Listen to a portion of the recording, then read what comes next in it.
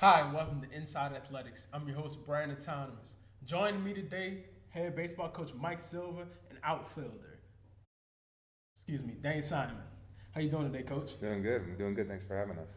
Well, let's get down to it. Coach, you came in 8 months ago from LA Tech down to Thibodeau. Just talk about kind of that conversation with JT on getting you down here. Yeah, I think it really transitioned pretty smoothly. I thought we had a connection from the first time we spoke on the phone.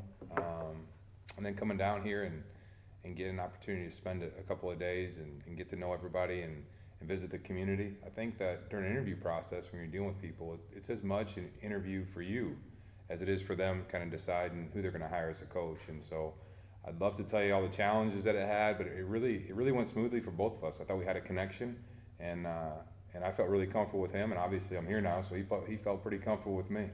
Right, Coach, during your introductory press conference, you kind of wowed the crowd with your ability to just sell them on Colonel Baseball, even though we were months away from actually seeing people on the field. Can you just talk about how you were developed in Hull, Massachusetts, where you hail from, and kind of how you take the mindset of that and bring it down here? Yeah, I grew up in Hull, Massachusetts. It's 7 miles long and a half a mile wide at its widest point, a little peninsula about 20 miles south of Boston. And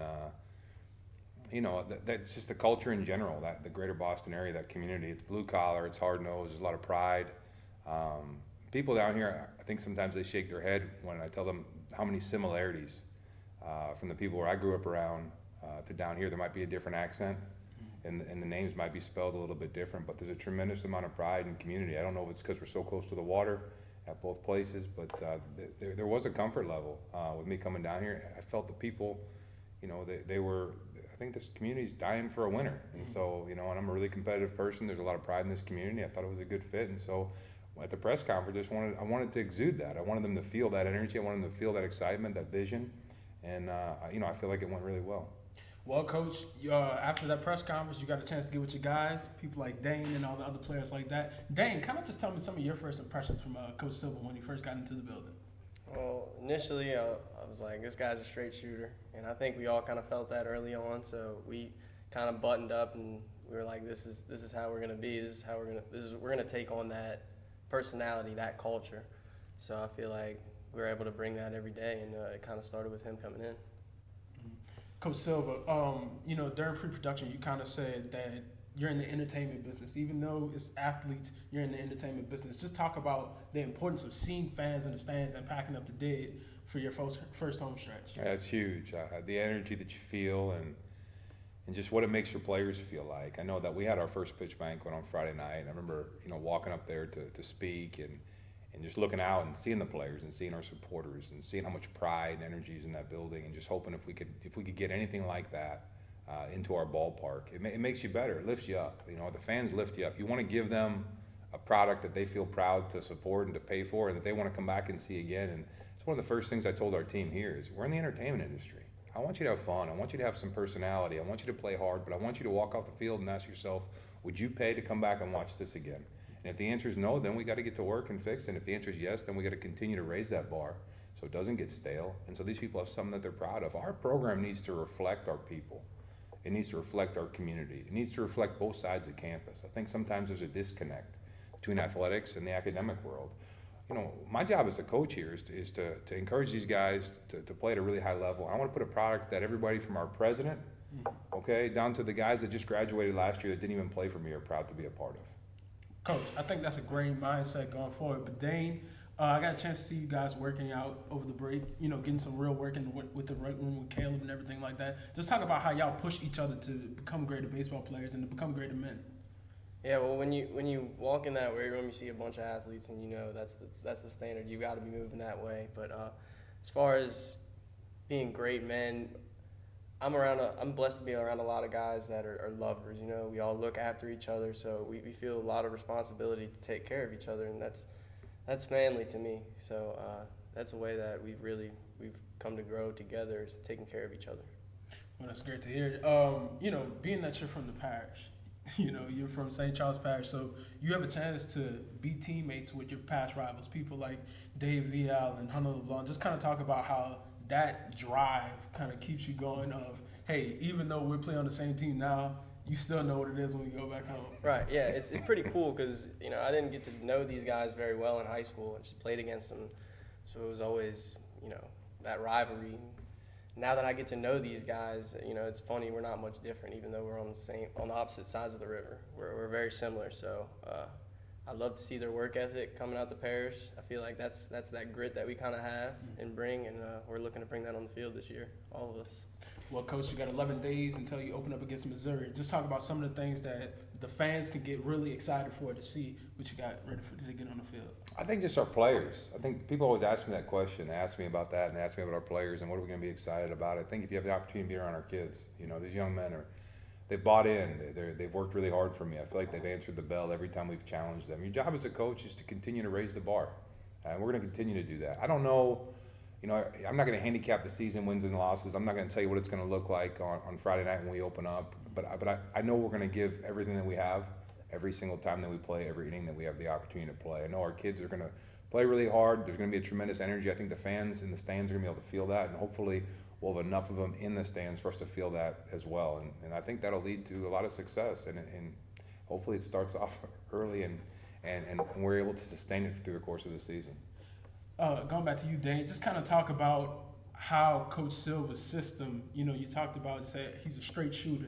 Just talk about how that keeps y'all motivated on the field of not, you know what I'm saying, kind of falling into the mundane routine of just, you know, practicing for the sake of practicing, but practicing to get better. Right, yeah. Well, it all comes down to execution for us. And it's never going to be perfect, and we know that, but we're striving to get as close as we can to perfect every day with every single rep we do. You know, there's not a rep that goes by where we're okay with the result. You know, it's we want to continue to build and get better and know that we're not going to be perfect. We're going to fall on our face over and over again, but we're just going to keep getting up and trying again. Coach, you know, we're wrapping up this segment of the show. Is there anything that you specifically want to say to the fans and any message that you want to get out there to, you know, kind of hype up the community for the game? Yeah, I mean, I'd like to say thank you. I think that, you know, I had a few people after the banquet on Friday night said how some of the people felt really special. And, you know, this community's made myself and my family feel special every single day. The way that our players were walking in the locker room with a little bit extra energy on Saturday morning after that made them feel special. It's a big deal to be a part of this university. I think that at times I think some people don't understand how much we appreciate them, how much we need their support, how they make us feel, how much they matter to us. You know, I think sometimes in athletics, I think that we matter so much, you know, but really it's them. They're the real heroes in this thing. And without them, without fans, there is no entertainment industry, right? Without ratings. And so we want to give you a product that you're proud of.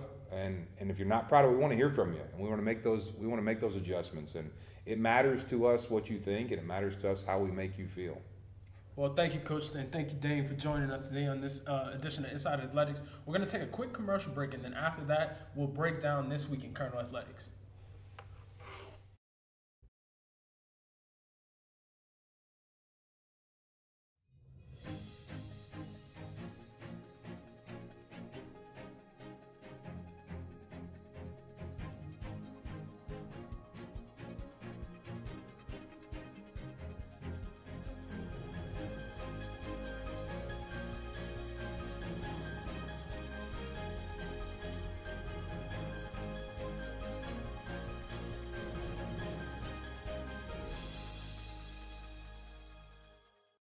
I'm from Louisiana. I'm from Louisiana. I'm from Louisiana. I'm from Louisiana.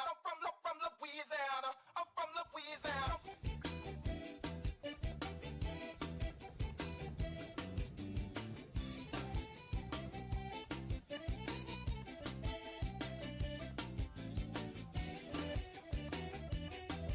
Welcome to All In, your one-stop shop for all of Nichols news.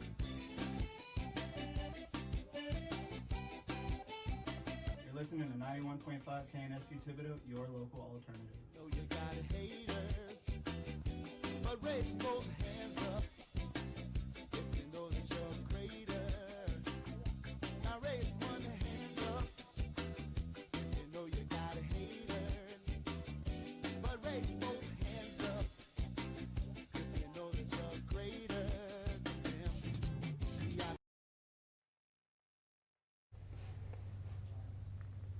Welcome back to Inside Athletics. Let's break down this week in Colonel Sports. You know, we're going to start off with the people we just finished off with, baseball.